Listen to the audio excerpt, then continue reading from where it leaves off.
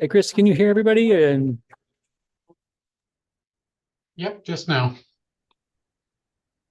okay. Hi. Hi.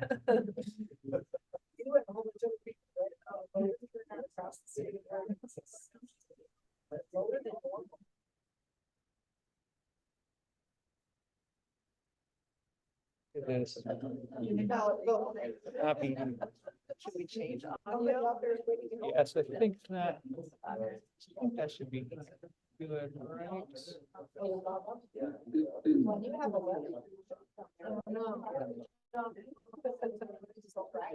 I need to. And.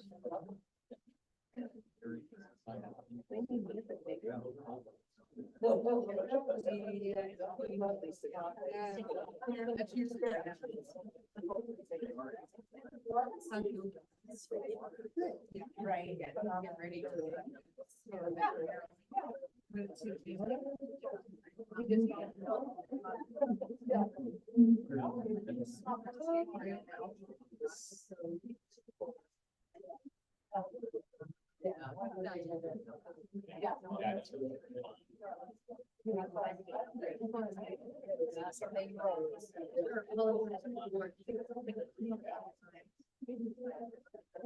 And not right now, Gavin, but when we're ready.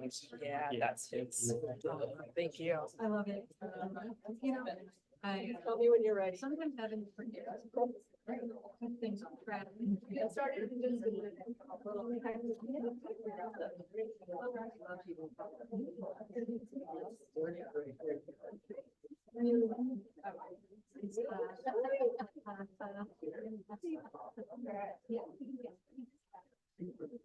When he got retired from the county.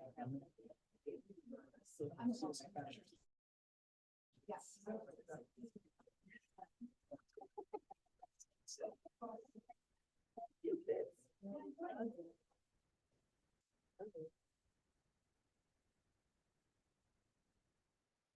At this point, as long as it works, I don't care what side. Can you hear us, Chris? Busy. Sorry, there you go.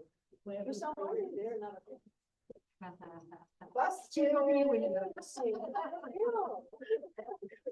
Lisa makes me, I'll just sit back here. It's always one. It's always one. You guys are trying to get away with it too. I know. Usually Bill's here. Yeah, no, it says Michelle. I see it very clearly pointed right at me that you're right there. Traveling again. Yeah, I left this morning from Maryland this morning with the sun. It's white. They survived the last 6 weeks together in camp. That's right. All right, Chris, can you hear us okay?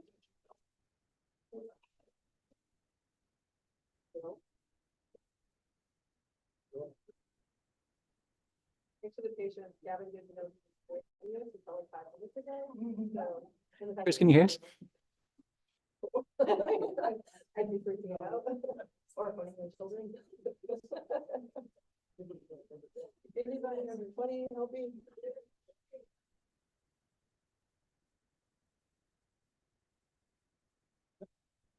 Yep. I'm here.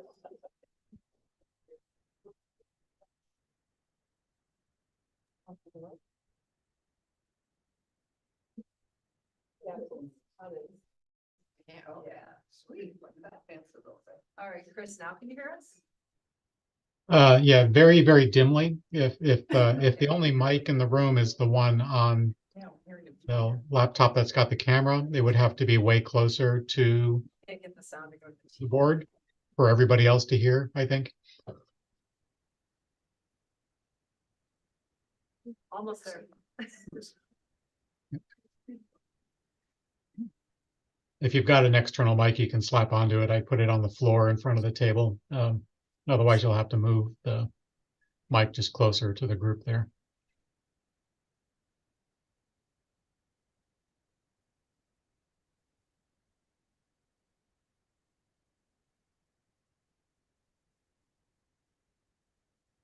No. Or everybody can just use their theater voice and just yell. That's fine.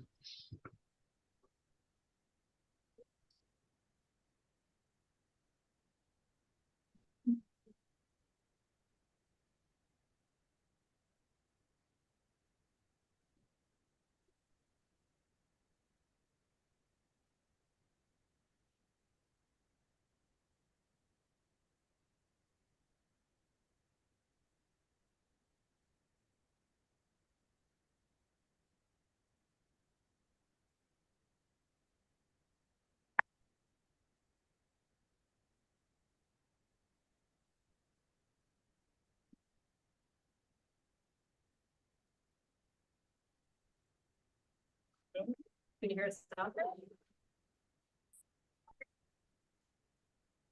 Yeah, your video is fine. The mic is too far away from the panel unless you're all going to speak up really loud. Video's fine, say what? We're going to have trouble hearing you unless you move the mics way closer to the board there, to the front table, or you'll have to all speak up. I don't know what your mic situation is like. Two people. Yeah, I can certainly sing that. Yeah. I think I see my phone, so I don't know more about the job. Yeah. That would be what I would just worry about. Yeah.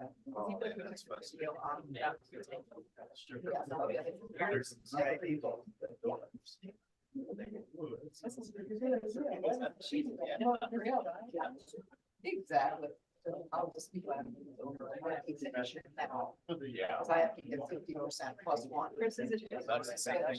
Yeah. Right, yes. Lost, but it's just. Yeah. Yeah. Is that any better? Yep, that's way better for the mic. And if you're concerned about the camera being too close to the board, frankly, I think the video is way less important than the audio is. So you could always just turn your camera off and put the whatever device you're capturing video on there, just put that closer. Yep.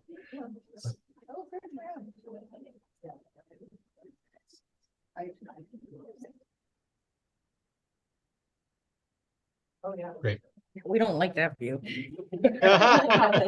Video. I usually pick my seat by where the camera is, so you have to.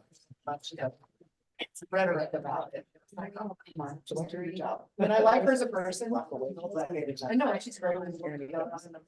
Thank you. I really like it, but I just like my head. Okay, we good? Yep, sounds good. Okay, awesome. All right, thank you all. Sorry for the technical difficulties there. I appreciate the patience. I'm Lisa Assumption, one of the co-conveners of the Salmon Trail and also the director of the Oregon Park and Recreation Department.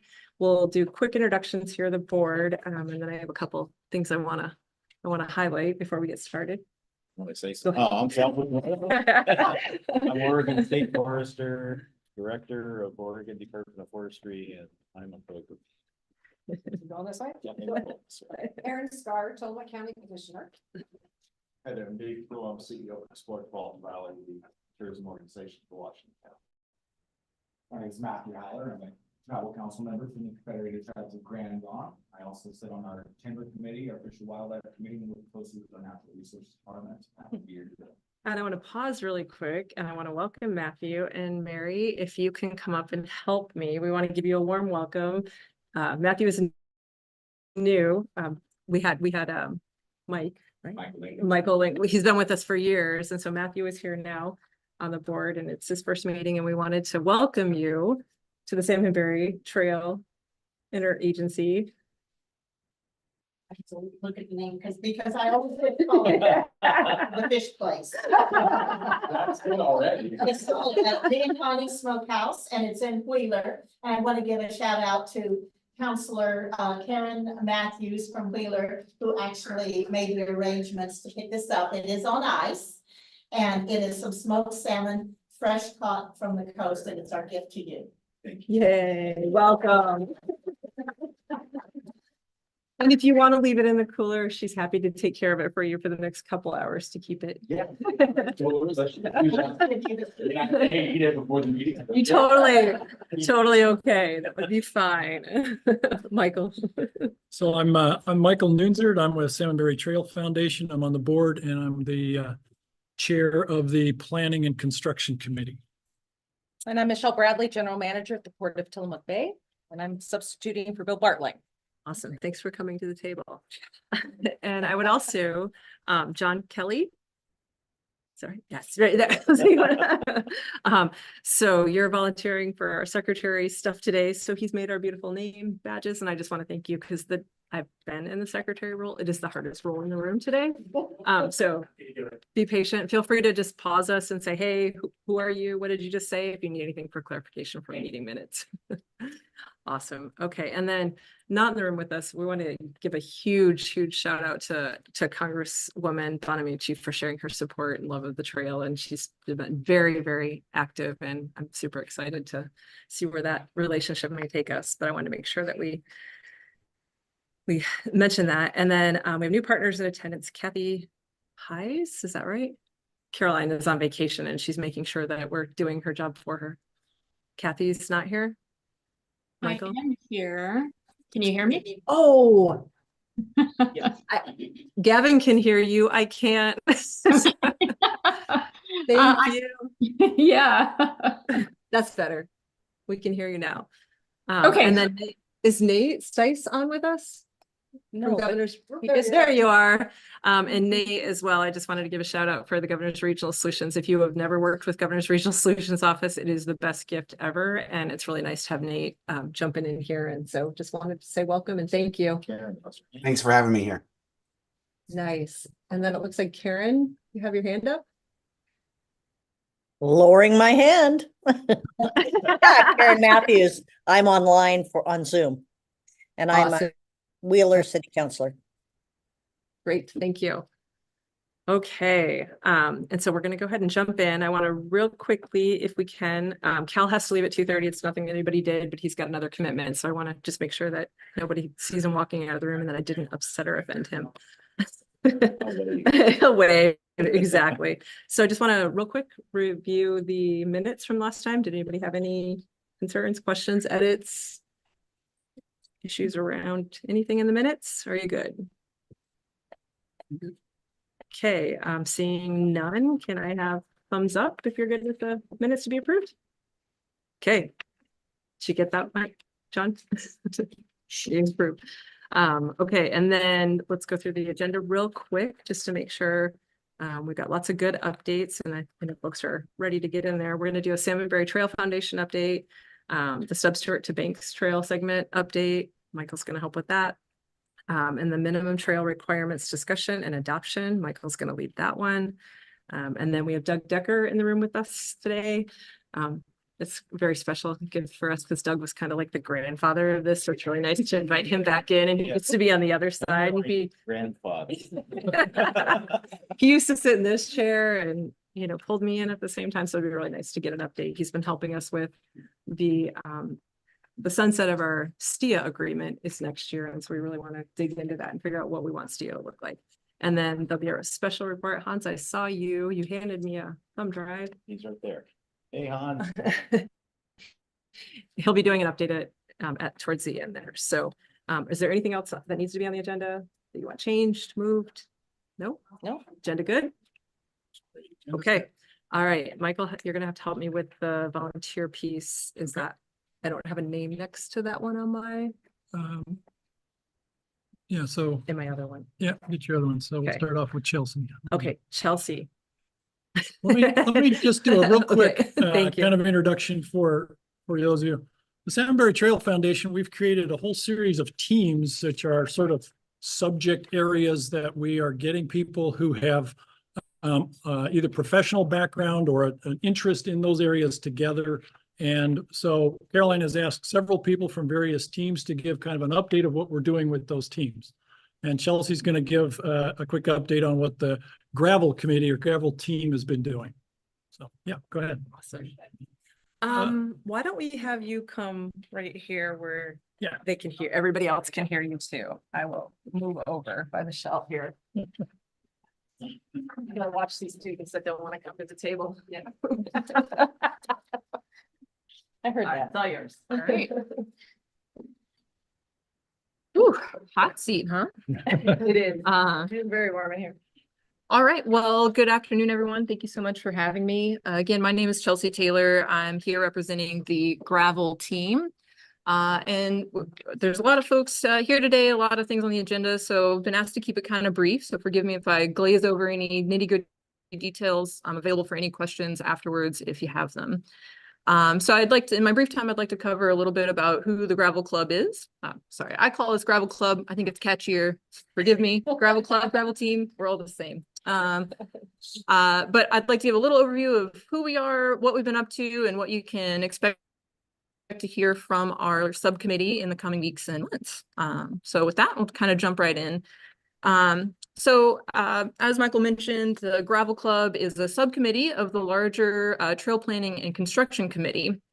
Our specific role was to, or our specific charge was to go out and look at surfacing recommendations specifically for the demonstration mile. I think several of you were able to get out on the trail earlier today, and you saw a little bit of that demonstration mile. But the idea is that we're going to start with a simple sort of test case, the first mile, to look at, surfacing materials, construction techniques, and consider what would be suitable for our users, of which we've identified 3. Hikers, bikers, and equestrians, and also take into consideration just the environment, the conditions, and how, our theory, how our tests will hold up to a longer period of time. So this group, this group has been formed to really just take a deep dive, strong nerd case, and really dig into all things dirt. Our committee is volunteer-based, as mentioned. Currently, we're about 5 members. We have 2 co-chairs that are also part of the Trail Planning and Construction Committee. We are sponsored by John here in the room with us to make sure we don't nerd too hard, stay on track, and meet our goal of having recommendations back to the board and the larger committee by June, which is coming up pretty quickly. So, again, this trail segment, we've identified an area between Fisher Road and Williams Creek Trestle to be that test case, that mile-long test case, simply because it's easy to access. There's not a lot of other infrastructure, working up to a trestle, not over a trestle, not really dealing with culverts and things like that. So it's accessible and easy to work with, a good place for kind of seeing how things go. The idea is that after we complete this trail mile, get some feedback, see how it holds up, we'll take all of those learnings and apply it to a slightly larger section, the 6 miles from Fisher Road back to Banks. So it's taking it one segment at a time. So over the last 5 months, we started meeting in January. We jumped right into research. We did a pretty comprehensive literature review. We've had consultations with different folks of various user groups that I mentioned. We've engaged with subject matter experts, contractors, folks that have some experience doing this kind of construction, this kind of work in this area. Additionally, we've looked for other case studies. One of our guiding stars or groups that we've looked to are the Great Allegheny Passage Rail to Trail project, which is out east, about 150 miles long, and it's kind of got a reputation for being the Cadillac of rail to trail projects. So we've taken all this research. We've also had some folks actually go out into the field and take a couple of yards to actually install different gravel types. And it's been really cool to just get a little taste of what we can expect as we look ahead. So as I mentioned, we've taken all this research, we've actually gotten out in the field, installed some of the various surfacing options, talked to our different user groups, and now our team is really coming back together and kind of hashing out and ironing out what we would like to present and push forward as a recommendation more formally to the larger advisory committee. So don't worry, those conversations have not gotten out of hand. We're all in agreement that the surface should be gravel. We've kind of honed in on some of those broader specifications like trail width. We're aiming for about 8 feet, for this test mile. Being open to, the nature of the trail and the way that the surface itself might change and what other features might need to be kind of factored into the equation. And we are honing in on some specifics about the actual installation. So for this test mile, again, in the spirit of being a test, we're looking at a couple of different applications in 2 different areas, possibly 3, but right now I think we're honing in on 2 different sections. So the first section will be a bit more simple, straightforward, 3/4 minus, which refers to the size of the gravel that'll be installed. Looking at materials and the way that they'll compact and provide a comfortable experience for our 3 user types. So we're looking at a simple installation of that material right on top after some compaction and a more detailed process, but fairly straightforward. And then for the second part, we're also considering sort of factoring in some layers, some different material sizes, different compaction sort of processes. Again, just to get an idea of how is this going to hold up over time? How will it feel for our users? How can we kind of look at these sections and anticipate what maintenance might be required for different materials and different applications? So that's kind of where we are. We're having these conversations. We're finalizing a report to present to the board of our findings, the research, and that would include our recommendations, along with a draft request for proposals that would go out to the world to see who might be interested, able and willing to help us get this mile realized. Yeah, so that's kind of where we are. Did I miss anything? That's an exciting update. All right. Yeah.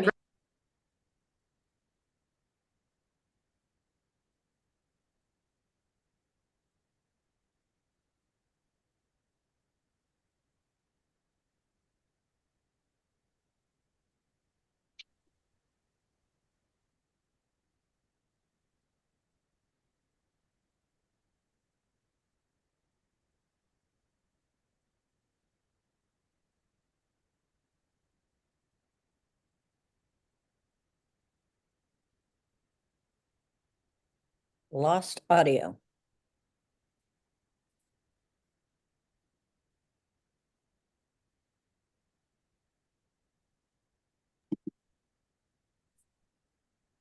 Yeah, we're not picking up any room audio for those folks in the room. If you can hear me, we can't hear you.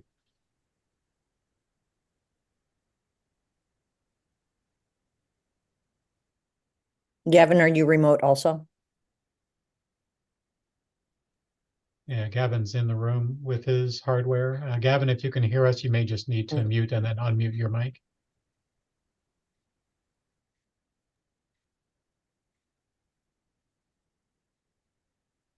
Yeah, I can see that you did that, but we cannot hear you. You may need to leave the meeting and reboot your device and come back in, unfortunately. All right, I will do that. I don't think anybody's having a problem except for Gavin, so my comment was directed at him. Oh, You can okay. stay and play if you'd like, Okay, We great. can talk. Yep. You and I can talk, but I can't hear Oh. anyone in the room. Yep, that's true for me too. And who is this that I'm speaking with? I thought Gavin was the host. Yeah, Gavin's in the room. My name's Chris. I'm with the Oregon Parks and Recreation Department, and I am not in the room. I am remote. Hello, Chris. I'm Karen. I'm down at the Oregon coast. So, hey, we're just spread Hi. everywhere. Yeah. And I should, while they're getting their devices reset, just remind everybody this meeting is being streamed live to YouTube. So everything that happens here is forever memorialized online. Perfect time to have a technical problem. Be a good Yeah. one to watch later. Can you hear us now? Yes, we can hear you now. Thank you very much. Okay, good. Okay. All right, All we're right. gonna call the techno stuff done. Okay. Yeah. Sorry Alright. about that. Makes it even worse. Yeah, Sorry. no worries. Your turn. Like I said, I'm Kara Taylor. I live just outside of Banks, and I started coming to these meetings probably in 2016. Oh, So it's been kind of fun to watch you grow into this role. yeah, She's still recognize some of here. you from way back then, and some are new faces. So I, along with Sonia Redmond, are kind of spearheading the Flora and Fauna Committee, along with a handful of other really awesome volunteers. So the goal of the Flora and Fauna Committee is that we want to guide sustainable habitat and wildlife management along the Salmonberry corridor as we build this trail. Our goal is to kind of work with local governments, local landowners and neighbors, different nonprofit agencies and other businesses to work to protect and preserve the diversity of the wildlife there, the diversity of the native plants along the corridor, while also working to remove as much invasive and harmful species as we can. So far this year, we've hosted a number of work parties along the trail. We've had one where we worked with Friends of Trees to salvage some native plants that were in the way of trail development and rail salvage, and they were able to take those plants and use them in some of their other rehabilitation projects. We also, kind of between winter and spring, we planted about 100 Douglas fir seedlings and 100 red cedar seedlings, mostly on a skeleton crew of volunteers working in the blizzard. So thank you to them. Currently, right now, the Flora and Fauna team is working on developing a 3-year restoration plan for the section between here and Banks, to the point where it meets Stubbs Stewart State Park there at the Williams Creek Trestle. The needs that plan is trying to cover include invasive species management, removal, mitigation, what our spraying policy, if any, might be for blackberries, or potentially a sponging approach. That is kind of one of the things we're working on deciding right now. Also, summer watering needs for those newly planted seedlings. We're talking about, you know, do we just do it on a backpack? Are we going to need to bring a truck in there? And so it would be before the gravel team does some of their surfacing, et cetera. And then we're also talking about how are we going to cover fall planting and figure out shade for trail users, privacy buffers for neighbors along the trail. Part of our approach to that right now is that we're working on a sort of gradient priority, where the center of the trail and immediate trail margins would be the most frequently maintained and with the most like mechanical and intensive management, followed by like a 5 to 8 foot buffer where we use volunteer manual labor to remove invasive species. And then the rest of the corridor, we're looking at sort of just mitigating the worst of the invasive species so that they don't come into the center, and kind of leaving it as wild as we possibly can. And so part of that effort, we're working with the Tualatin Valley Soil and Water Conservation District, and we're kind of consulting on them on like, what are your preferred mapping techniques? What kind of things have worked here in the valley in the past? That process could also help us communicate better and be more better qualified for grants and grant applications. So that's something that we're really looking forward to. So that's kind of part of our emerging partnership strategy with the Flora and Fauna team. We're currently collaborating with agencies like Friends of Trees, as I mentioned, the Tualatin Valley Soil and Water Conservation District. We had a meeting out there last Monday with Brandy and I believe Trevor. And they've been really great resources for us. We've also talked a lot with Mike Capretta of ODF, and he really gave us some great advice on his management vision for the corridor. In the future, we would also like to partner with other organizations, including the different watershed councils that are involved in the watersheds that the Salmonberry runs through. We're also hoping to collaborate with Clean Water Services, Wild Salmon Center, and Trout Unlimited to kind of, especially in that canyon segment when we get there, be the best stewards we can in that area. Yeah. Excellent. Thank you. Cool, great update. And it's really been like, it's been. I mean, from the very beginning, it was always nice to have you. It's really cool to see you that active and involved. It's been so great to participate. It's cool. It'll be nice to hand it off to you when we're all done. Right, Doug, that's how it goes, right? Awesome. Okay, and Linda, is Linda? Yes. Yeah, there's a couple of us. Should we just trot on up there? Yeah, absolutely. Takes the limp. No, I'm gonna move. No, you're doing great. Well, I had to giggle, the trial mile, when you're a teacher, that's the school mile or the learning mile. That's we think through different lenses. I'm Linda Harrington, and this is my dear friend Sammy Matute. And both going to do a little bit of talking today about where we are as far as education. We were relatively new getting going on this. I remember the time when we were walking down the trail, I think it was in February, and it's like, oh my, oh my, oh my, because the possibilities are endless.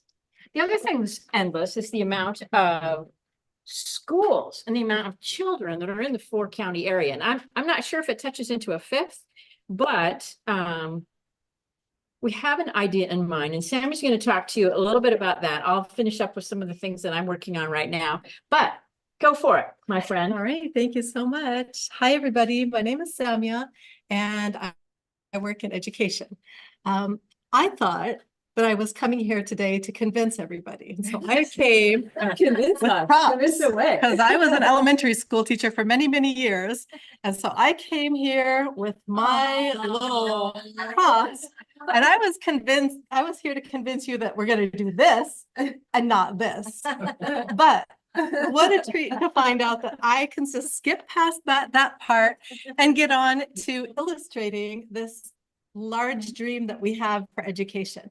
We're going to start with the broad assumption that education is broken and the Salmonberry Trail has all the potential in the world to fix it.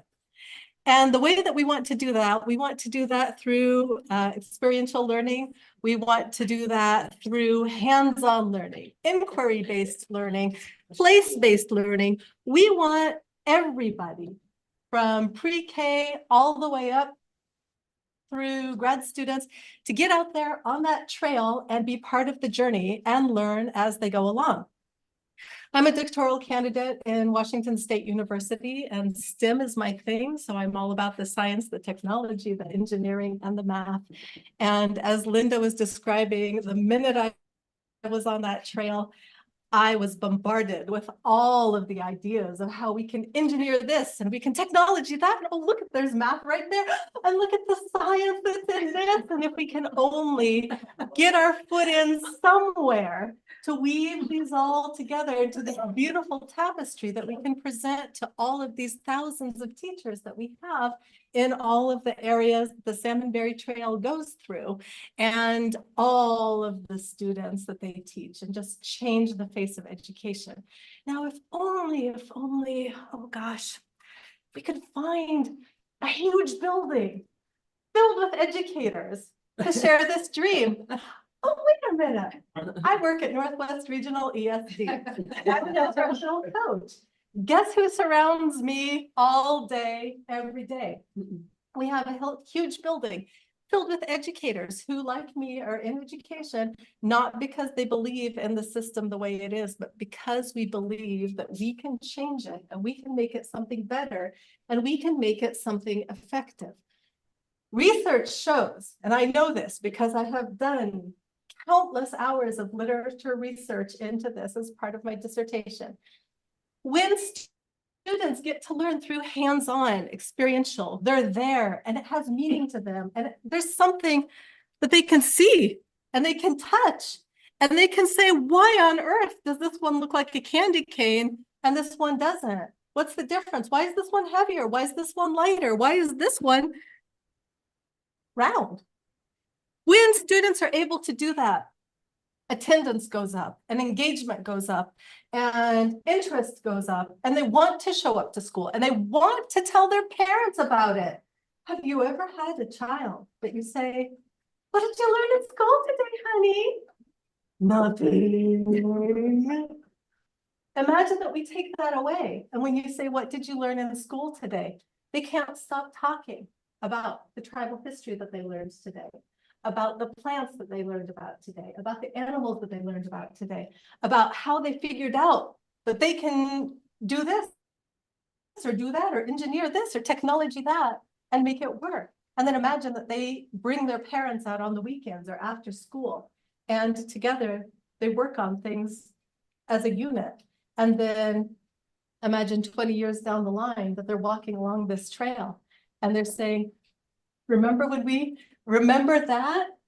Do you remember planting this tree? Look at it now. And it's a way to bring together the community, regardless of education levels, regardless of race, nationality, language. So what are we doing about it? That's all talk so far, right? That's what I'm doing about it. I'm talking. I brought together a room of people where I work, and we had a very, very informal 30-minute, hey guys, I found out about this thing and I'm so in love with it, and I want you to be in love with it too. And before the session was finished, we had maybe 25 minutes before the session was over. I had everybody in that room throwing out the most amazing ideas of how we can house this within Northwest Regional ESD, and how, yes, we are the place, because the districts that we work in, the counties that we serve, just by some happy coincidence, are the 4 counties that the Salmonberry Trail touches. We're in Washington County, we're in Columbia County, we're in Clatsop, and we are in Tillamook. Isn't that a happy coincidence? So moving forth, next Thursday, we have an even bigger meeting at Northwest Regional ESD.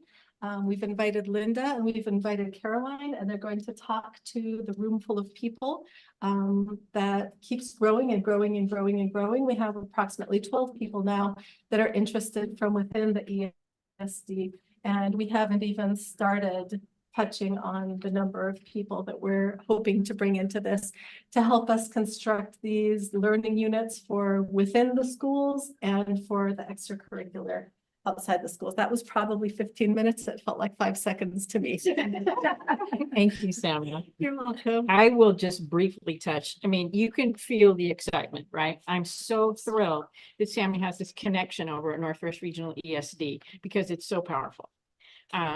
I was approached by the assistant superintendent at Forest Grove a couple of weeks ago. Linda, we have summer learning money. Would you like help to build curriculum?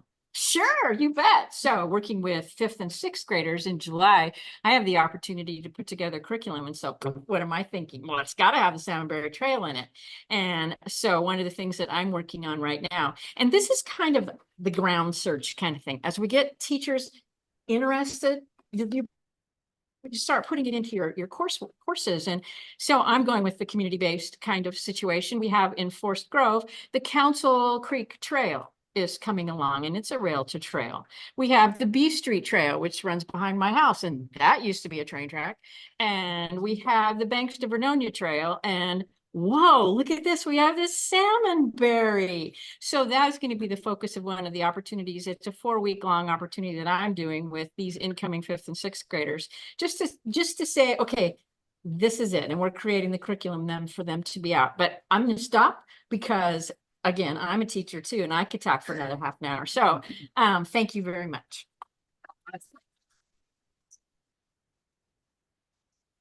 She's got me all signed up and ready to go now too. Love the energy and the investment in the community and getting folks, because it wasn't long.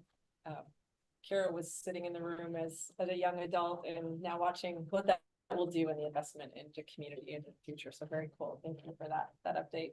Now we're to community partnerships. And I think Sonia, if you want to sit there, that'll be up here in the middle where the mic is. That'll be easier than us trying to move things around. So we're gonna do some community partnership updates real quick, just so you can tell there's been a lot of work going on. And it's really cool to watch Allison's face just beaming over here. Go ahead, I want to take pictures of her. that happy look.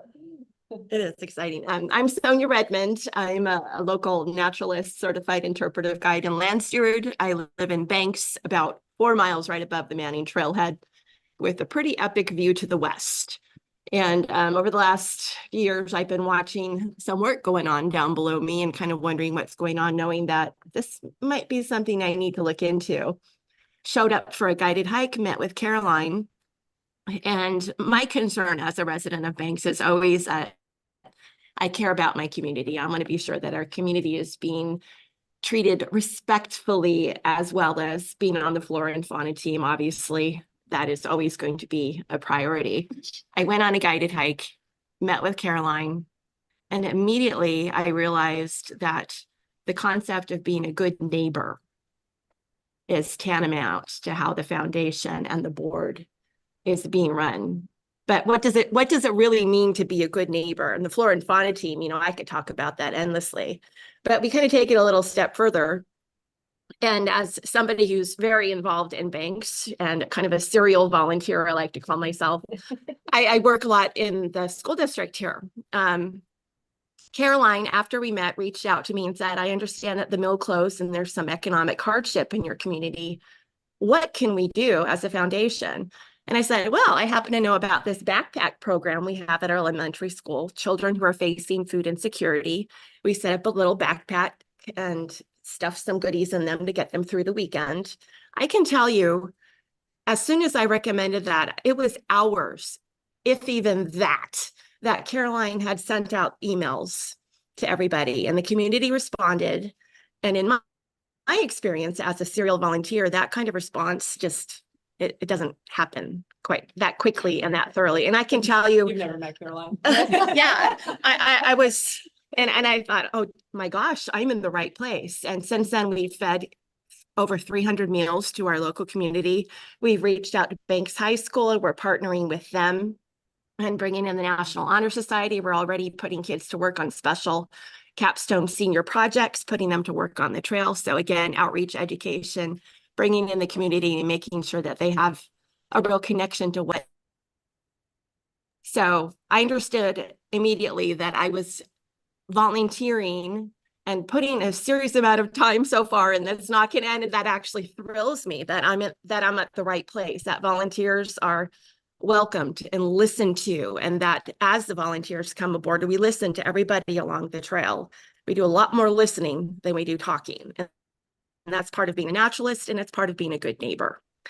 I'm happy to share that not only do I feel like I'm in the right place, but I feel like I'm in the right place for the long term. If that makes sense, like this is going to keep going and it's only going to get bigger. It's only going to get better. Our biggest resource is boots on the ground, the over 1,000 volunteers that we have so far, the community partnerships that we're making, and the welcoming and truly listening spirit that I've seen among leadership, the board, and the volunteer crew that we have. It's inspiring, for lack of a better word. It's just super encouraging, and I'm happy to be here. I did want to say I have a few more presents for Matt. We're going to send you home with some food, but one of them is fermented grape juice, so no driving. Okay. But we wanted to welcome you, and particularly the Flora and Fauna team, a partnership with, Native First Peoples and all that we have to learn from you. Oh my goodness, it's super exciting. We're so glad that you're here, and we look forward to working with you. So thank you, and thank you, everybody. Awesome. And We can't do it without each other. It needs to be. community-based. And that's what made you here. I can have Thank you. Marcia, I think you're on that. Come on up. Now, how can somebody in government follow all this? You can be in government and be bubbly, Marcia. Yeah.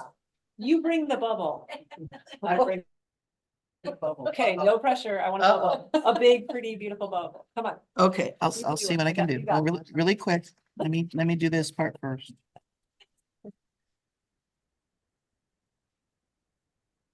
Since our AV isn't working that well, luckily I made copies. You got extra. Yeah. Sorry, I counted wrong. I know. There's more.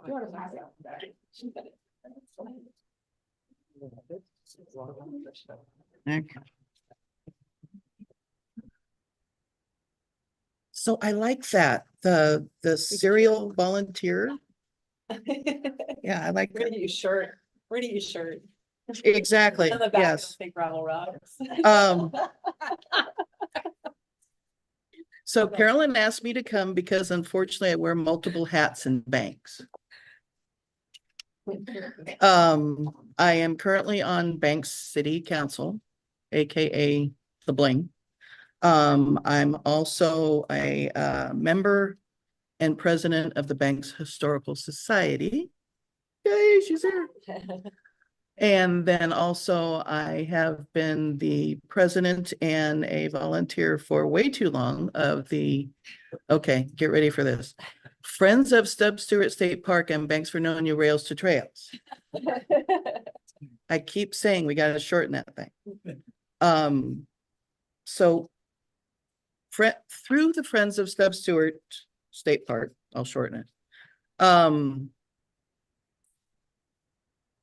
Basically when Salmonberry was a twinkle in Doug's eye, as a citizen, I came to all the meetings. And of course, being with the first Rails to Trails project group, got information, shared information, and got involved that way. We have been trying to help out during the launch. Promoting, people come all the time up to the state park asking, is this with this? Is this with this? And we try to train our volunteers to send them in the right direction and not send them out on the Salmonberry right now. So basically, as a friends group, we've been trying to help to promote the Salmonberry Foundation. Of course, sometimes I get the last minute things from Gavin and everybody about sign this quick for grants and for promotion. Also the fundraising effort. Ask the questions like, as you're going up the stub, there's a trestle you pass under. They assume it's the Banks for Nunya Buxton trestle. Nope, that's going to be Salmonberry, but you can't go on it right now. A lot of them want to kind of know the information on that. And we try to refer them to the website and stuff, and also to John for the volunteering and stuff, so we can get stuff brushed. We also, the first couple of years of brushing, helped John and the former executive get some of the volunteers for that. And especially as they were starting the brushing in the base of Stubb Stewart, it kind of made me a liaison with the state parks. Also at that time, that executive officer, there was sort of this, you will be doing this. And I actually conned him into going against the original plan and bringing the Salmonberry all the way to Banks instead of starting in Manning. Even after Carolyn's party. Knowing the fact that the people in the community here in Banks, you hear on Facebook occasionally, oh my God, I just got ran over by a bicycle. You know, so somebody's going to hit my stroller. So we've been trying to work with Salmonberry to make it where basically from Banks to Manning is going to be our slow lane for us locals. Recently, the Banks Historical Society, we've been helping out Salmonberry Foundation when they come across things. Like when Gavin wants to know where the city of Buxton City Hall is. Well, it used to be here, but it's not there now. Also, if you noticed, for those that went on the walk, the Manning store that's there at Manning Trailhead. That actually has been there since before 1928. And we have right behind you is one of our volunteers, Llewellyn, and I know I always mess up your name, I don't say it fast enough. And a bunch of our volunteers from Banks Historical Society have been painstakingly going through records the last few months and trying to get you a good timeline and photos and stuff. Matter of fact, she dropped off a packet that if you want later, you can go through, but she even has photos of some of the people who lived there, ran the store and stuff. So I'm not going to share that right now. You guys can see it later. But basically it went through being a store. And if you think about it, it was before Highway 26 was there. And then went from a store for several years to being a Grange Hall in 63. And then it was also used in the 90s for a fellowship hall. And then the Grange finally sold it to a gentleman that was using it for storage. He was planning on selling a bunch of stuff on it. That didn't work too well. And then, as you guys probably know, Jay decided to pick it up and start remodeling it for you. So since August of 23, Jay's been working really, really hard. You'll probably see the fact he's painted it, done the roof, put the Salmonberry question mark sign up. And we're hoping if we're able to get the funding for that, then the Historical Society can then assist the Salmonberry in that facility. Whether it's helping out with financing, maybe have an area in there to show the historics of the area. And then just other ways of Historical Society, because a lot of you in banks and stuff, you know, some of the history we have around here between the rails and the farming and everything else. So that's something that the Banks Historical Society is helping out Salmonberry. And then quickly, because I know I'm past my 2 minutes, through the city of Banks, besides kind of you guys coming into town, because like we need more people here, we're trying to work on parking. Unfortunately, probably this fall, we're going to be losing some of the parking to our Banks Vernonia State Trail. And our trailhead actually gets 45% of the parkers that come to use the trail itself, which is over 200,000 people a year. So 45% and 24 parking spots, we need a lot more. So we're working with Salmonberry to try to incorporate on the Salmonberry property and adjacent to OPRD's trailhead, working together to blend in the two to be approximately 70 to 75 spots versus 24. Our Economic Development Council is also going to be working on wayfinding signs. We already have some wayfinding signs there, but we're trying to get more people to come down to the rest of Banks, especially as we're going to be growing with 2 different developments on either side. We need to have people see what Banks has to offer and our ever-changing landscape the next 10 to 15 years. And then also, what's funny is whenever I get a thing that says, we need help with a grant, it's kind of like, which signature do I put on it? Do you want Friends of Stub Stewart or you want City Council? But yes, the City of Banks is very supportive of the Salmonberry. We're glad to have you. Thanks for coming and meeting with us down here at our trailhead. And just really quick, one of the logos that is on our website is that all trails lead here. Oops. Eventually, it'll also be Council Creek, and we also have a bunch of in-house trails with the 2 developments. We are going to be definitely Trail City USA eventually. Well, on the way. Thank you. Everybody get one. Very exciting. We are lucky enough to have with us today Rockaway City Councilor and the President of Wheeler City Council, Karen Matthews. If you guys want to come up, Karen's online. Oh, Karen's online. Karen, can you hear me? Yes, I can. Hi, Lisa. Perfect. Okay, you guys will help me coordinate this one then. Yeah. First off, I'd like to congratulate the other speakers for the enthusiasm that you have shown to STIA, and that is replicating what we're seeing here at the coast. Since, well, over about the past month, we have held 9 hikes out of the city of Wheeler. And I was lucky enough to go on all but one, and the excitement and curiosity and drive to make this happen is pretty amazing. Mary also led one of the hikes and came on one of the hikes, and she experienced the same thing. I believe she'll be talking a little bit in a minute.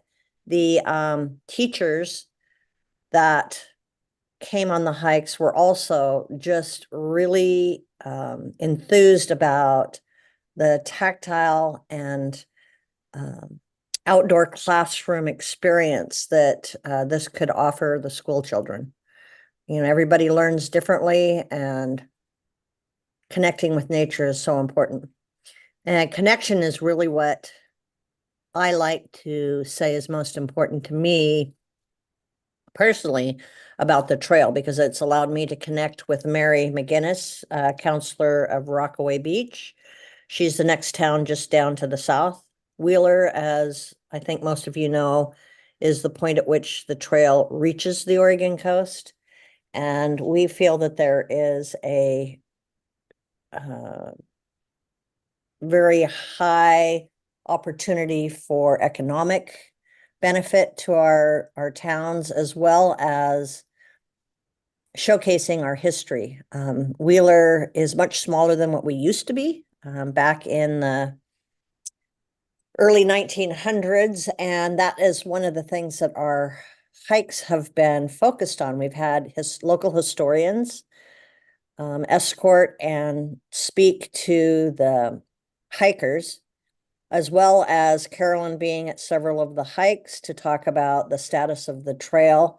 And then it was co-hosted by Visit Tillamook Coast, and Dan came on a couple, and Tillamook Health and Wellness, and Mari also participated in hike leadership, as well as then the Oregon Coastal Scenic Railroad. And the railroad is, you know, one of the very important historical elements of the development of this area. So people were jazzed about the geology, the history, the educational opportunities, the health benefits, all of those elements that I think are going to make this a valuable asset to our communities and connect the valley and the coast. So thank you for your time today. And I think we're getting some groundswell momentum. With that, I'll turn it over to Mary. Thank you, Karen. Karen and I are neighboring city councilors. I'm Mary McGinnis. I'm a city councilor in Rockaway Beach.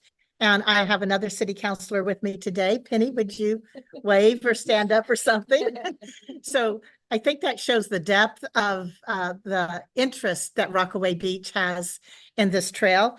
And I want to thank STIA for the work that they've, and the foundation for the work they've done with us.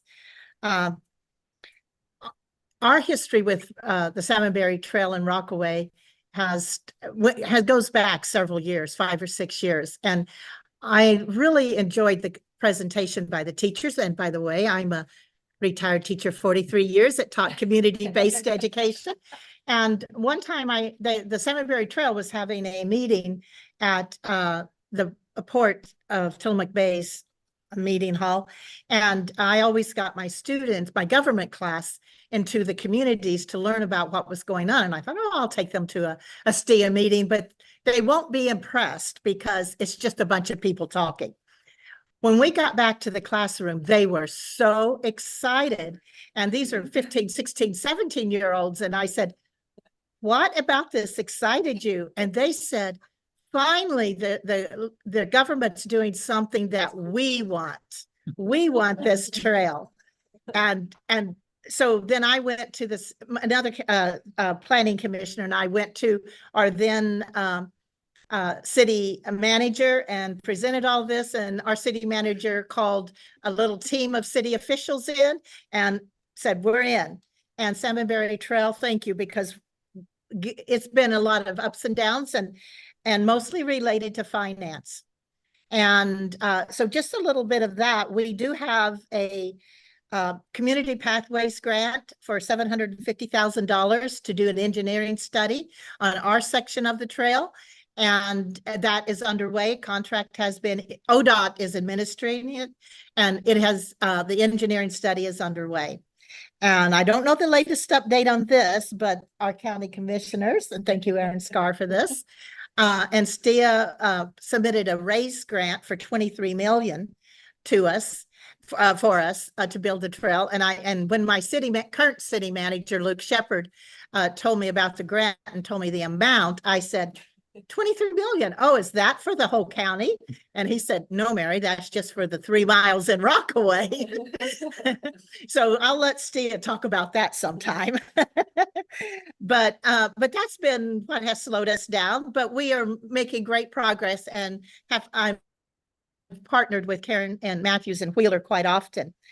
There's a great economic benefit to Wheeler and Rockaway partnering. We're only about 6 miles apart on the trail. And a little known thing is that Wheeler's middle school and high school students go to school in Rockaway. We see a safe route to schools for both Rockaway, because now we have no paved path through Rockaway. We have no sidewalks through Rockaway, and students walk along the shoulder of 101 with the semi trucks passing. So it would be a safe route for both schools. It would also be an economic boon to both schools. Wheeler has 2 small hotels and no short-term rentals. We have an abundant number of that in Rockaway. I can see people coming to Rockaway and staying in our hotels or STRs, going on the path to dine or shop in Wheeler and coming back. I just see this great community connection.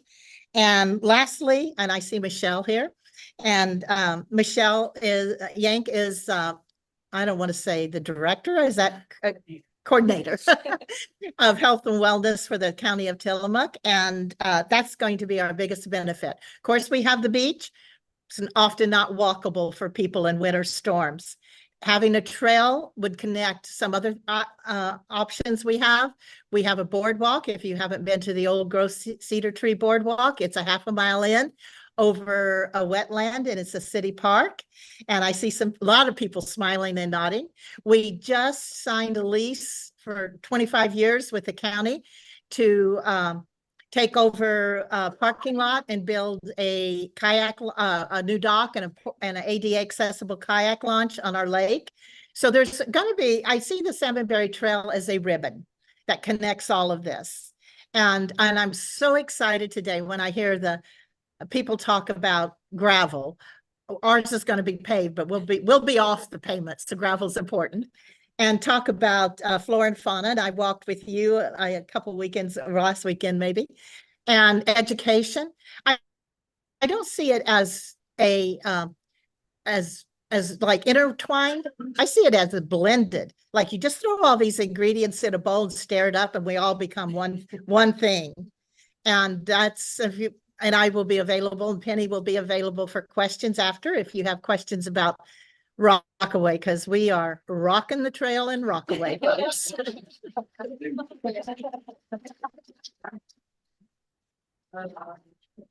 Thank you, Mary and Karen and Penny.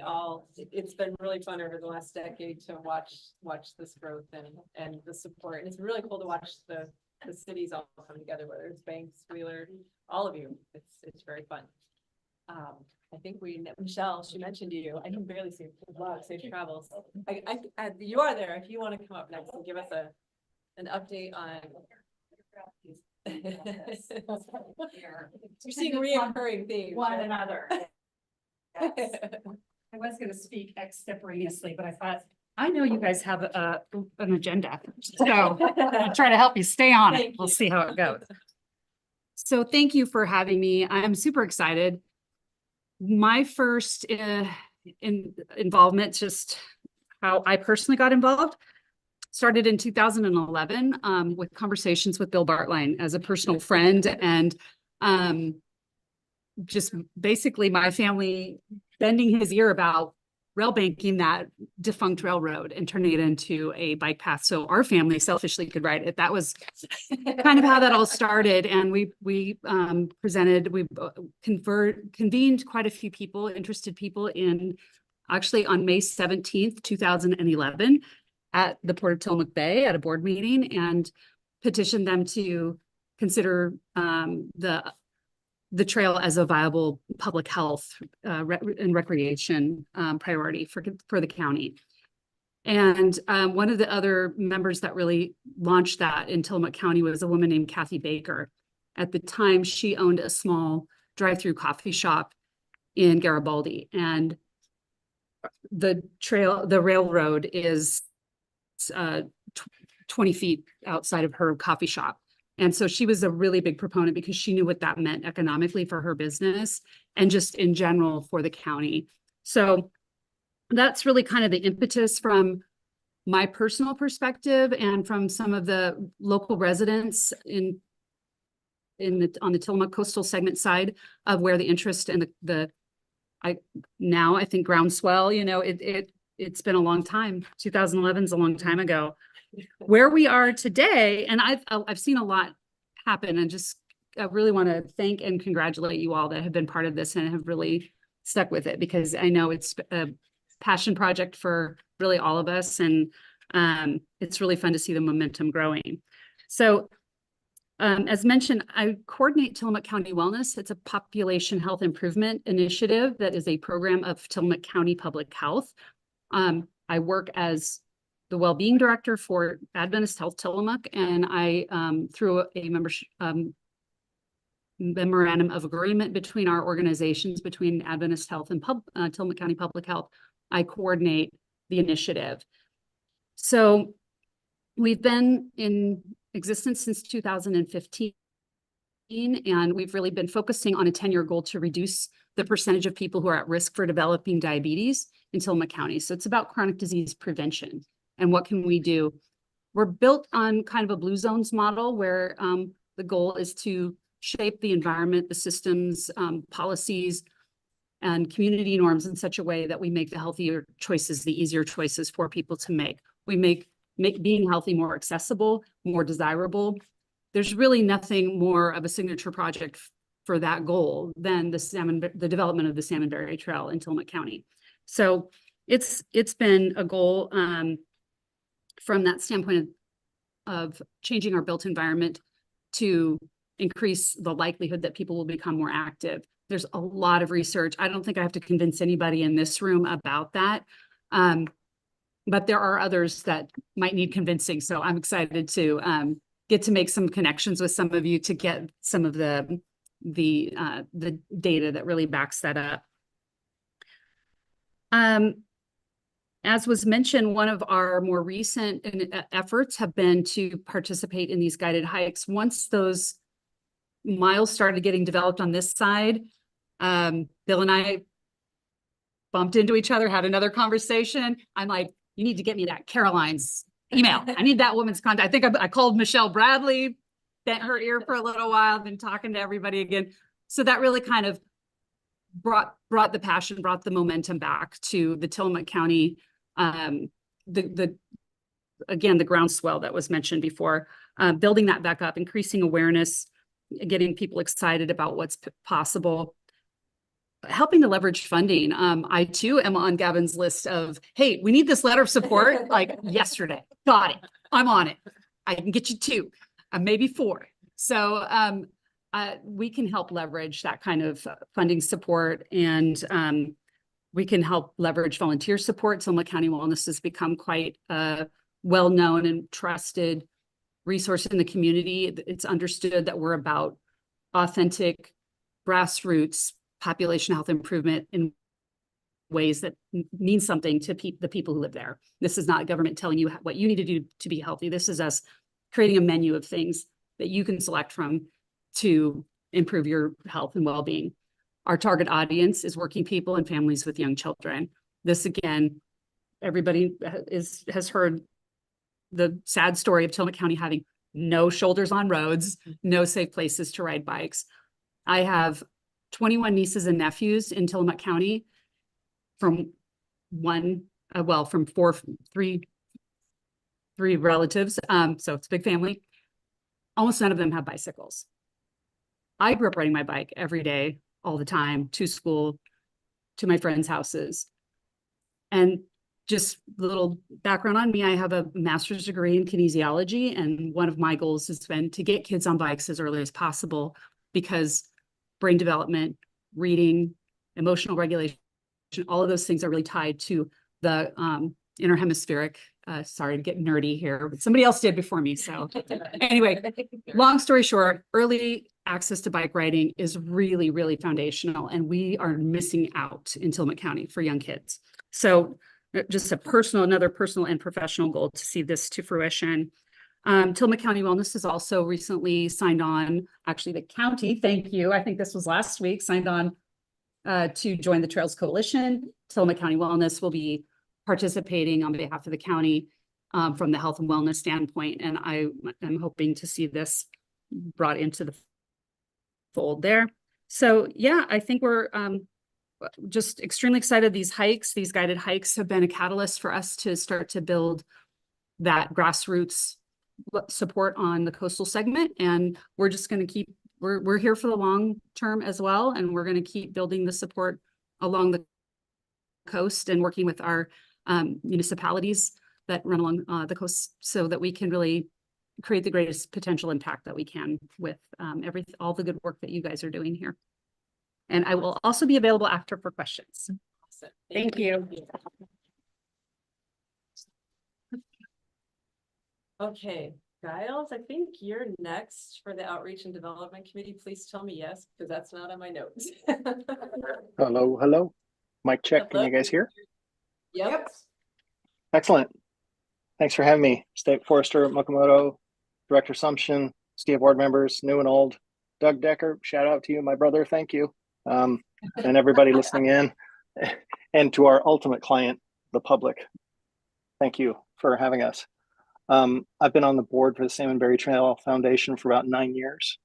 I'm one of the founding board members of that entity, former board member to the State Forest Trust, and newly minted member of the Outreach and Development Committee on the Salmon Berry Trail Foundation board.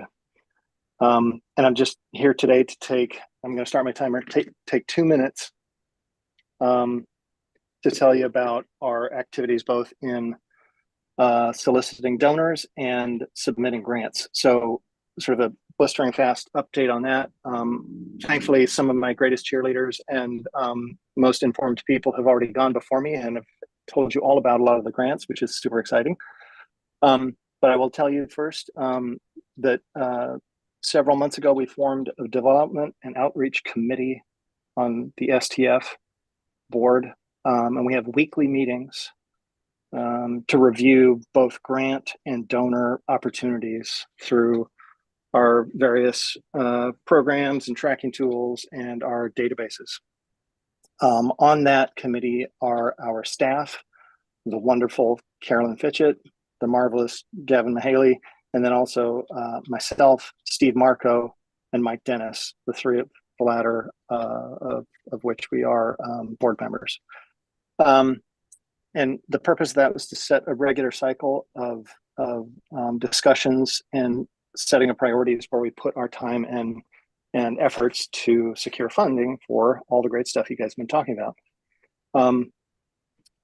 So we not only have set up a grant list and schedule, but also have set a regular heartbeat of community gatherings and fundraising events. The most recent of which we had at the Oregon Rail Heritage Center in Southeast Portland just a couple of weeks ago. We had an excellent turnout, both old friends and new, about 150 people. We received quite a few private donations that evening and made some important new connections. People offering to donate land for the cause and a variety of other things. So that was what we called our Roots and Boots Gala, and we were super excited to see the turnout there. But in addition, keep an eye out for our monthly community meetups, which are a little more casual and often are at a brewery or at a coffee shop, and are a great chance to get to know one another and rally even greater support for the trail. So that's kind of the background on the committee. Through our ramped up effort in grant writing, we learned a lot and we applied a lot. And I say we, it's predominantly Gavin and a team of heroes supporting him, several of whom we've heard just recently testifying here. Thank you. And we've also won several grants, which has been exciting. And shout out to OPRD for awarding us with a regional trails program funding to help with Williams Creek Trailhead. So that was super great. We fanned out with new partnerships with regional trail partners in pursuit of different trail funding opportunities, one of which I'll give you an example is the Intertwine organization. And we're pursuing a Metro grant for their community visions program with partnership with Intertwine. So that's cool. And then I want to tell you about three, what I'm going to call big swings that we've been taking to get funding for the trail. You've really heard about all of them already, but I'll just summarize quickly. So top of the list is the $25 million RAISE grant request as part of the Rebuilding America Infrastructure and Sustainability and Equity program, RAISE, as it's known on the federal level, that is going to be in support of that segment in Rockaway, which is super exciting for the local community and provides new crossings across 101, most importantly for both the middle school and the high schools. And I think you've heard testimony about that already, which sounded really great. So thank you. Big thanks to Commissioner Scar, all the commissioners at Tillamook County, and the Tillamook County staffers who work so hard in partnership with Gavin to get all that information turned in. And we continue to be lobbying on our own behalf at all levels of government and community to try to get that to connect with the ball. So that's the first big swings. Second is $1 million that we applied to Senator Wyden and Senator Merkley for congressionally directed spending. The third is one that you've heard about as well, which is another congressionally directed spending package piece through our U.S. Rep. Bonamici. That's for use in the Buxton area on the Learning Mile. And I know several of our committee members already touched on that, so I won't go too deep, but just an exciting piece of evidence. Representative Bonamici actually placed a phone call personally direct to Carolyn Fitchett, our executive director, and told her that she had put her full support behind this thing. So that was super encouraging to hear that voice of support and see that action on the part of our representative. And I see that I've taken 5 minutes on my timer, shame. But that's pretty much all I wanted to share. It's just I'm just sort of showing up to kind of run a little cleanup batting on some really great commentary that came before me in terms of the swelling community support, the intense effort that we're putting in grant writing and community outreach. Donations are way up at a factor of about 5 to 10x over past years. And it's really thanks to all of you, and I'm really pleased to have been a part of it, both going back some years and also contemporarily right now. So I'll end there. If you have questions for me, I'd be delighted to field those. Very nice. Very nice. Thank you. I know we got started late. I know that took a little bit longer, but it's super helpful, I think, for folks to hear kind of the progress, because it's an amazing amount of progress. And if we don't pause and just reflect and celebrate on the community, because it'd be easy to say, oh, look at Caroline and team did all these, like, that's not true. Like, it takes everybody collectively to do this. And it is really, really humbling to actually see it happening. It's probably got to be really weird for Doug to sit in the room. Because when I called him, it was like, hey, would you come back into this? And it's like, it's a different place. And I just want to recognize how far we've come together, and having the Salmonberry Trail Foundation being able to actually get out there and pollinate a little bit differently than STIA, because STIA, so, you know, we're people, but you guys are really getting the work done, and it's happening community and collectively, and it's just really cool to watch and see. So thanks for bearing with us with the extra time. Michael, I'm gonna hand it over to you to help us catch up a little time. Okay, yeah, I'll try and keep it short, really, I will. So I'm really talking about two different things. One is what's kind of going on right now with the salvage section of rail here, the 7.2 miles. And there is a lot of stuff going on. You've already heard from the Flora and Fauna team and the gravel team. These are just investigations. How are we going to do this? But there are several other things going on as well. One of them is that we have a grant now from OPRD for the trailhead at, we call it the Williams Creek Trailhead, which is the chunk of property that has a whole bunch of railroad ties stacked on it right now. That is going to be a trailhead at some point, and we're starting down the path for the permitting. I was trying to pull together a group of people understanding what the permits might be needed, what the information is, get the property surveyed, et cetera, because you got to start somewhere. So that's in process, and that group meets once a month, and Once again, it's another one of these, you open the box, you go, oh, there's a lot in there. And then you do that about 10 times and there's still a lot in it, but we're working on that. Another thing that we've got is that section of trail has 9 bridges, 10 if you include the Williams Fork or Williams Creek Trestle. The trail cannot be built without the bridges, getting a new deck and handrails on there. And we've had this circular argument going, well, how much does that cost? Well, we don't know because we don't know what we're building, and it goes around and around. So I spent a bunch of time working with Railstar Engineering, which are the people that design or inspect the bridges for us. And we now have designs that you can see for the handrail and decking. And we're putting together a package so we can go out and get estimates for fabrication and so forth, which then drives the engine of how much money do you need? Well, now we know, now we can go get that kind of money. I'm actually very enthused about these. I think they're going to look really good. I think they're going to be very solid for us. So that's a pretty big hurdle. The other thing that we're doing is all of these bridges are rotting. We're sorry, this is Oregon, they rot. And so what's happening is we're trying to find ways to preserve the bridges, to keep them in their current state of rot and don't let it get even worse. And so one of the things that's happened is the trees have grown up around those trestles and bridges. And so we are working with the Department of Corrections, the South Fork Labor Camp, to see if we can get some of the trestles cleared, like just go down and cut down all of the vegetation around this tree, out of this bridge, so that the leaves and branches aren't falling onto the bridge. And we're hoping to do one of the projects late this year, but might end up being on their schedule next year. We're not sure exactly how that'll play out. And then we're also doing trail clearing because the trees are growing up between the tracks right now. And you would be amazed. There are places you cannot walk down the tracks right now. It's just, you have to go in with a pair of loppers and wind your way through it. Well, we are actively doing that, trying to get cleared all the way up, you know, to the top of the pass, basically, if we could. We're not going to get there this year, but it's happening all the way along here. And the other thing that we are doing is the next section of track north from Williams Creek is very difficult to salvage because there's curved trestles and the equipment can't get there. And so we are working on a request for proposal for some salvage companies just to find out whether it's even possible to salvage that, what equipment is necessary and so forth, so that we can start extending the trail, assuming we eventually build the first 7.2 miles, right? So, and I'm also working on the Walcott Tunnel, which is 4 or 5 miles further up. It has a lot of rock mechanics issues. I toured the tunnel a week ago with an individual who specializes in rebuilding railroad tunnels. That's what they do for a living.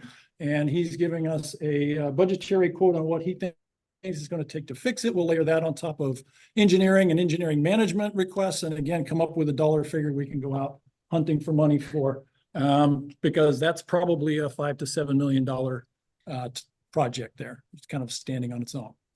So I think that brings it up to what we need to do for updates. If there's any questions, I can handle those. If not, we'll keep moving along. Okay, so the next thing on the agenda was the minimum trail requirements, which is a STIA document that we've been working on for about 6 months through the STIA working group and so forth. And it is a document that is basically the parametrics planning documents where they studied the entire 82 miles of the trail. Is a top drawer. If we could afford it, we would build that kind of trail, you know, hard surface, 10-foot wide, beautiful trail. That's a lot of money that we really don't have. And so what we went through is to try and figure out what is the minimum trail that we can start with and open that STIA will sign up for, and then work over time to improve that trail as money and resources become available. So this minimum trail requirements document it's really 2 parts. One is, the first part is the paperwork that's required to open a trail. You need an agreement on how you're going to operate it. You're going to need an agreement on how your liability is going to get done. Well, there's a whole list of things. And then the second half is, what are the physical minimum requirements for the trail? So we've gone around and around and around on that. I think we're on revision 8 now, and everybody, the different departments that make up STIA have all reviewed this internally. And we now have a piece of paper that everybody I have emails that say everybody thinks this is a good piece of paper. So we are now in a position to actually adopt this document. And I'm not sure what the next step of that is, but it's ready. Did everybody get a chance to review and be Yeah. prepared to adopt it today? I just had one question though. Yeah. Down on, I don't know, it's 8 or 9 bullet points down, it has pays the trail development fee to the Port of Tillamook. Is Salmon, STIA is the more responsible one to pay that, not the group doing it. So I don't know if that changes the context of Well, where it is or if that even matters. I think the idea is that the trail partner who's building the trail pays that, and I don't remember exactly how that works internally, but Because STIA is supposed to have the agreement with the trail partner. yes, that is what's required here. Right, but STIA is supposed to then pay the port. The way the Okay. STIA port agreement reads. Okay, all So right, It just so feels a little fuzzy, but. Do you want them to pay? Do you want to pay directly STIA from and STIA? Yeah, and there might be a workaround for that, a As little. opposed to just us, because I think that's STIA passing it on to the trail Right. development partner. I just But want to we keep true to run the through STIA port STIA. agreement. okay, that's Yeah. fine. We can add that wordage in there to do that. That's what Rev 9 is for. Sorry. It's all right. But can we adopt it as it is with Yeah, the yeah. intention that we put that? Yeah. With that modification. Anybody questions, concerns? Anyone want to go back at it again? Nope. Okay, thumbs up. Good to go. Okay. Matthew's like, I don't even know what that means, but it's okay. Doing it right now, if I had the option, I probably would just abstain at this. We've only had 11 years, you're totally. good. Yeah, And the last 10 have felt like 10 minutes Alright. have felt like long. I will Right. update that. and we'll get it. Congratulations. Thank you. Okay, All right, thank so you. I think the next person up is Doug Decker, and while he's making his way up here to the microphone. So as many of you in the room have mentioned, since Doug, did you retire in 2014? Is that how that played out? So in somewhere around 2014, we signed the agreement that Michelle just mentioned with the Port of Tillamook Bay. The Salmon Berry Trail Interagency was born out of a lot of work with Portland State and Oregon Solutions, and we created a stand-up agency, the Salmon Berry Trail Intergovernmental Agency, with the intention that we would need that organization for this 10-year cycle, that we would then have a trail, build a trail, do all the things we need to do. And guess what? We're at 10 years. And some of you I can tell because you've been in the room that long with us, and some of us you've invited back. So we thought it was important to maybe have Doug come back and spend some time individually with you, because he's very familiar with the trail. He was very familiar with the intent, because what'll happen sometimes, right, is people will come into it new, excited, but they won't remember or know what the intent was. And so I thought it was really important to get Doug back into the conversation and one, let him see where it's gone, and two, just help him. He's got a lot of experience now with his Portland State experience, where he's spending time in communities and better understanding some better different creative ideas. But we sunset next year. STIA expires. We don't exist after next year. So we do need to get in front of that to figure out what type of organizational structure do we need going forward. And we will be spending a lot of time at the end of the month going through Doug's analysis and assessment, but hopefully you've all had time to meet with Doug, and even Allison has got some time. So I just wanted to welcome you back into the space, thanks. and thank you for taking my call. And Yeah. yes, I'd be happy to do that. I kept saying, but you can be neutral, right? And he can. It's been very, very cool to have him spend time with you guys and just talk about what do we want to be when we grow up? Because guess what? We grew up, and now we need to figure out what we want to do next. So Right. Yeah. I'll turn Great. it over to you. Thank you. First, I would say, well, for STIA members and gathered friends here, I have not been in this conversation for probably 8 years, and I'm completely overwhelmed. I'm really just, I was standing in the back of the room and I was joking about giving you all a standing ovation, but I really mean that. I Between mean, him and Allison, I'm like, somebody's gonna start crying. Yeah. It's pretty amazing what you've done, and you know, you've built a movement. And you know, I don't know how anybody can say no. You know, I mean, you're kind of making it easy for Who used to say no, or like they're doing it. you're making it easy for people to say yes, and to kind of get on board and want to be part of that community energy that we all sense here in the room. So Lisa called in March or so and said, hey, would you mind giving us a hand? We kind of need to draw a roadmap about where we're going to go after September of 2025. And I said, I'd be glad to do that.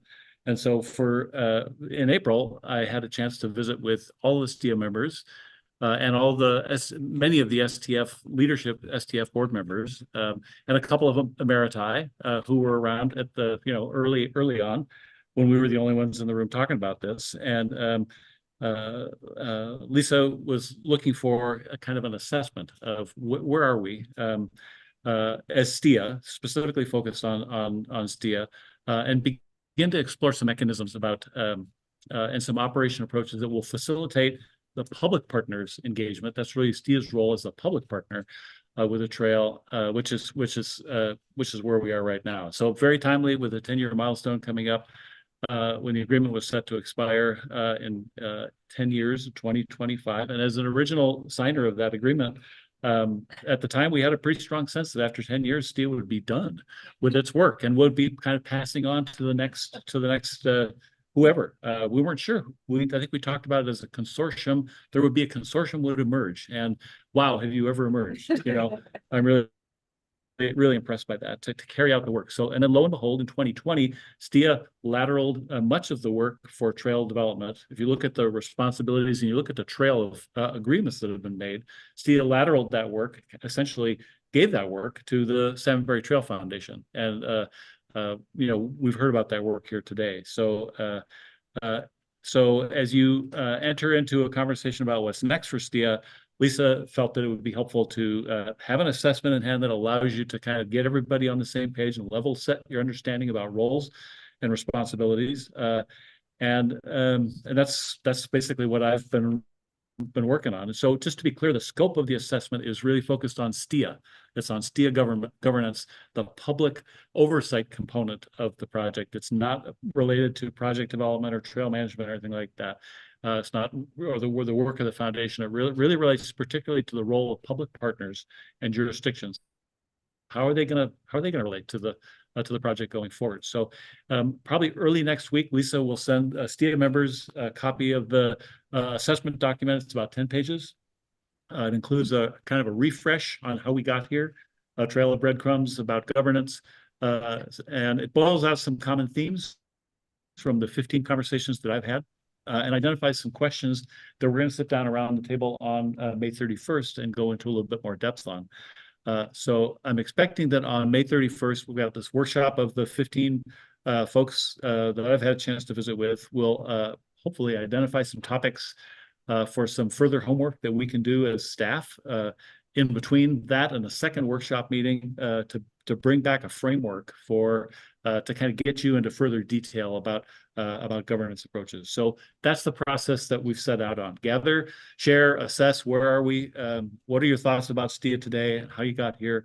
Contemplate how you would like to evolve that work to the next stage, and then put some structure to that. That's really what this process is about. So for STIA members, when you receive the draft assessment from Lisa, you'll have a chance to focus in on the common themes. I don't think there's any surprises there for you. But today I thought I'd whet your appetite for that by noting that that you have identified in these conversations, you've identified so many positive forces about the Salmonberry Trail Project. I asked about positive forces and restraining forces. The premise of the trail itself, connecting communities across a remarkable, diverse landscape, the high level of commitment. Wow, we've heard that here today, and enthusiasm from so many volunteers. The direct leadership and engagement from the counties that came through loud and clear as another common theme. The vision and energy of the foundation, and kind of a rah-rah, thank goodness for Caroline came through in those conversations as well. And Allison. Yeah. And I think you've also identified some restraining forces, which the assessment will go into a little more detail. Extremely limited capacity in terms of like dollars, and perceived constraints on adding additional public capacity going forward. A perceived uncertainty about the roles and responsibility of what does STIA do, what does the foundation do, who's on first, and kind of being clear about that. I think that's been a restraining force. That there are some better opportunities for coordination and for communication and continuity, and then just the overall complexity of the job of the project from just about every angle is, obviously a restraining force. So one of the other common themes that came out was that in the conversations, was the articulated need for a some type of recognizable, accessible, steady public oversight presence for the project that can really partner side by side with the foundation and assure others when you're applying for grants and talking to other people that the public jurisdictions, the counties, the agencies are on board with the Salmonberry Trail Foundation. And so how do you get that? STIA has provided that. Is what do you need going forward? That's kind of the question. So I'm hoping that we spend much of our time there on the 31st, focusing on what's the most desirable model for making sure that there is good public access, public oversight of the project beyond 2025 when the sunset happens. And it's not written as a sunset. It basically says unless extended. So there's an opportunity to amend the agreement, to extend the agreement. There's a variety of different options there. But I hope we focus on that, as well as where would additional resources come from to add some capacity to enable a public level of oversight. For the STIA partners around the table, the public partners around the table, what's the most desirable model for your engagement with a project beyond 25? What do you need to be involved in this project? Should STIA's function be extended? What other models? Are there advisors? Is there an advisory council? Is there a subcommittee? Is there a working group? What other models come to mind for public oversight? And for STF and for the non-governmental partners, what things do you need or most value in what the STIA-like function can provide for you and that you really need from public partners?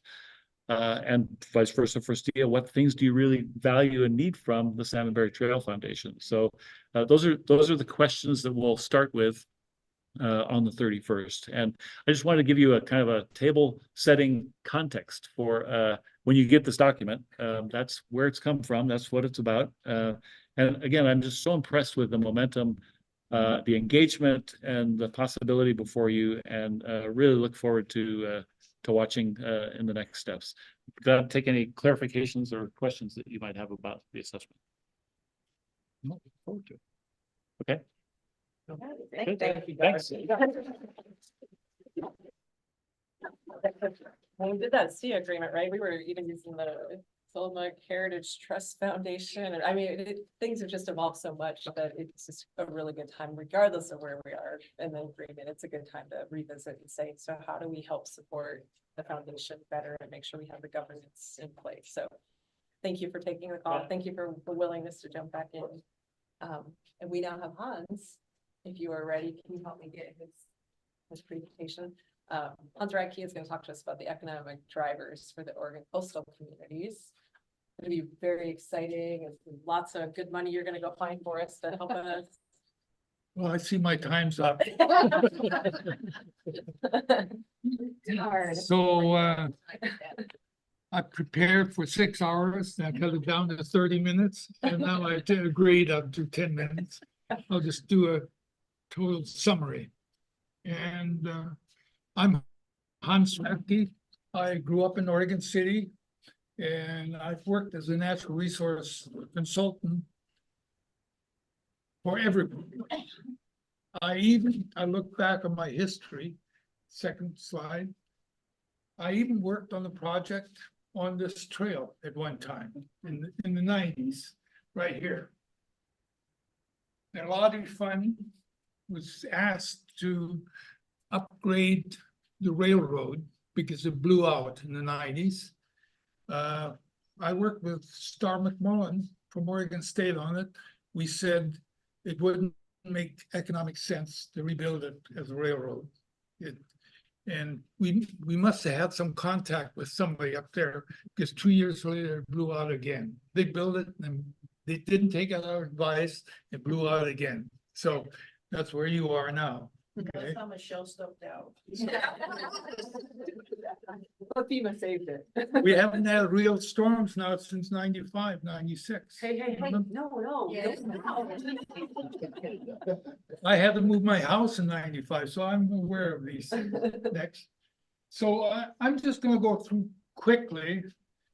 As a consulting, I'm really retired. I work with a guy named Shannon Davis, the research group, who is the ultimate data cruncher and analyst. And we've asked by the Oregon Coast Visitor Association to prepare, what does the coast look like now? How has it changed? And what does that mean? Okay, for planners. And you can look at the document, it's with Oregon Coast Visitor Association, has lots and lots of statistics, but I'm not gonna go over many of these. Just a couple important ones, and then I'm gonna go into what does this mean? Okay. What does this mean? Oh, Chris, go ahead. Next slide. Next. The basic one You is. might not be able to hear you because the mic is right here, Oh. this little thing by the phone here. Oh, am I supposed to speak here? Okay. It's probably hard for him to Okay. hear you. The basic point is between 2003 and even before that, and now 2021, there's a big shift of where income comes from. And now a large share on the Oregon coast comes from what we call transfer payments, Social Security, that kind of stuff. Quite a bit of that. And that is connected to the next slide. To Stop, Chris. and to really retirement. And what's happened with population in the coast is not so much up north here because you're connected to the metro area. Not so much down south because they're connected to California. Right in the middle, I'm sort of there, end of it, is those Coos County, Douglas County, part of Lane County, that connected really to the old resources, timber and all those. They lost population in those years. They really haven't caught up with it. So next slide. So what this means is we're losing population. We're losing the most important part of the population, the young people. They're not, and the young people aren't having kids either. They're working. So you can't have them work too much and raise kids. You can, but it takes special programs. What we need to work on is more daycare centers and all that if we expect these people to come into the workforce. Next slide. And then, of course, the other one that's really just struck me in Tillamook County, for example, about 40% of the homes are second homes. Now, this has an awful lot to do with infrastructure investments. It sets up, you got to be ready for what we call on the bridge for the highest traffic. And you got to build your infrastructure, water, sewer, and all for its highest traffic. But then you don't get the costs, the benefits or the revenues coming in from monthly payments. So that sets up a real problem for the coastal community. Second homes, and there's some social problems with all that too. You don't have that mix community involvement and so on. I'm not trying to be negative. We're just pointing out some things that are happening. Next. And then I have a lot of questions about what is income and what is, on the census, it asks you what income is. I'm now quote unquote retired. I'm supposed to be part of that retiree effect. And we are living not just on income, but we're living on our past wealth. So I think a lot of times when we get information like from Curry County, especially, that there's a lot of low income people there, households. Well, a lot of those are retirees that are working on their past wealth. So we don't have very good measurement of that. And that worries us as economists, that worries us. Next. So what I call the wealth effect is not counted. Yeah, let's go through the next one. I want to just make sure we get to the final. Economy drivers. I'm on advisory council to the governor, economic council. we don't really give advice. We just look at the data and does this reflect what the economy is about? Fishing, for example, is 10% of the postal economy. But when I bring this up to at the council level, it says, well, how much is that on the state level? 0.5% of the state level. So, you know, we're much more concerned about what's happening in Beaverton, what's happening with Intel, and those kind of things at the state level. Next. Well, yeah, I've talked about retirement. Let's go to the final one. This one. Takeaways. Like I say, I want to be done in 10 minutes, okay? So, yes, we've had growth, but we're behind in some of the counties in the coast. And the second homes is a problem. I want to spend some time on this part. And this is sort of, I'm trying to look in the future. Okay, and there's a book written by a friend of mine from Montana State, Dick Barrett and Tom Powers. The basic title is Cowboy Economics. It says those regions, those counties that have insisted on staying with the old natural resource mining have just gone down. You got to change. You got to change. And where do I see what change is with these natural resources that we have? We know climate change is real. I'm on that one, you know, and we're going to address some of those things. We're going to have to address some of those. Some of that in economic terms is something like a carbon tax, carbon border adjustment tax will be taking place, which means that, okay, China, you're putting so much carbon out by building this car, but you're not taxing that. If you don't tax it, we will when it comes here, and we'll take that money. Where will we spend it? Hopefully, I'm being positive, in things that sequester carbon, old growth, marine reserves, that kind of stuff. That's where I think the coast has some real resources that can be used for development. Going back into the logging thing, for example, I worked for BLM in the 1980s. We figured about 24 jobs per million board feet. That's the direct, indirect, induced, all that sort of stuff. I'm estimating we're about at half of that. If you see any logging, there aren't very many people out there anymore. It's machines. Even, I didn't think that you could improve efficiency of trucks. Even on trucks, you have that fifth, sixth, or seventh wheel in the back now that allows them to haul 25% more.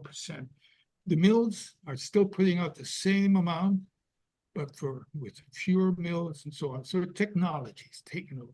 Technology in all of this natural resources. Fishing, I could go on and on with fishing. There's so many changes taking place. So what am I saying? Why am I doing this here? I was asked to come up here, but yeah, I think you as part of this want to fit in with what's going on the coast. I think you just have to look at some of these changes and fit in with that. Who you're going to have around retirees. You're still going to have all these people in Portland, the healthy young people that do want to do some of the things that you're planning for. So anyway, I'm not trying to be totally negative, but I'm just saying we on the coast, we need to change, and part of the planning needs to be part of that. Okay, so I did mine. 10 minutes? Look at that. Nice. And good reality. It's not negative at all. But you didn't give us the secret. You didn't tell us what to do. Any questions? Yeah, what do we do? Okay, so we're at a point in the agenda that is a break, but I'm gonna not do that. If that's Push okay. through, push through, Okay, push okay. through. All right, so, Chris, do we have anybody that online that wanted to do public comment?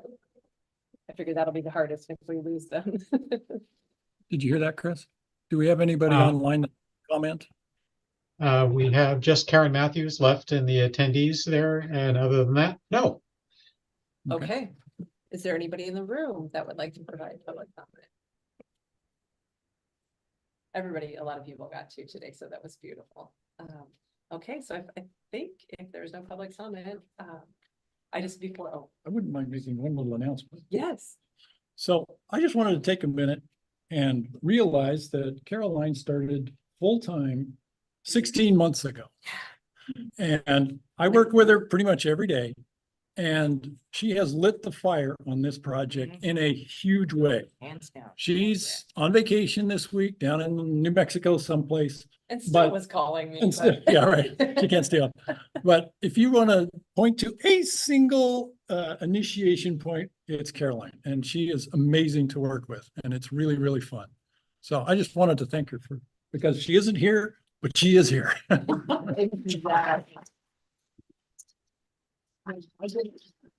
didn't want to distract from the awesomeness that's happening, but if you all don't recognize the pollination that Caroline has brought to this project, and Allison, it is a pleasure to have you back in the room, and I can't wait to see with your newfound health and involvement and jumping back in where we're going next. Well, it really, I have been out of commission for 8 months, and it's incredible to see all the energy and the activity. I am blown away and so energized and so appreciative and so excited to get back in the saddle. We're so excited to have you back, and you did an amazing thing by bringing her to us, so.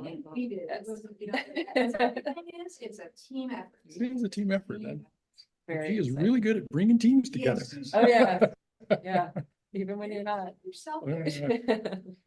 Awesome. Don't hold a candle to her. Okay, so if there's no public comment, I think we can adjourn it. Look, we'll even be ahead of schedule. Thank you, everybody. Gavin, huge shout out. You did great doing that, and you rock.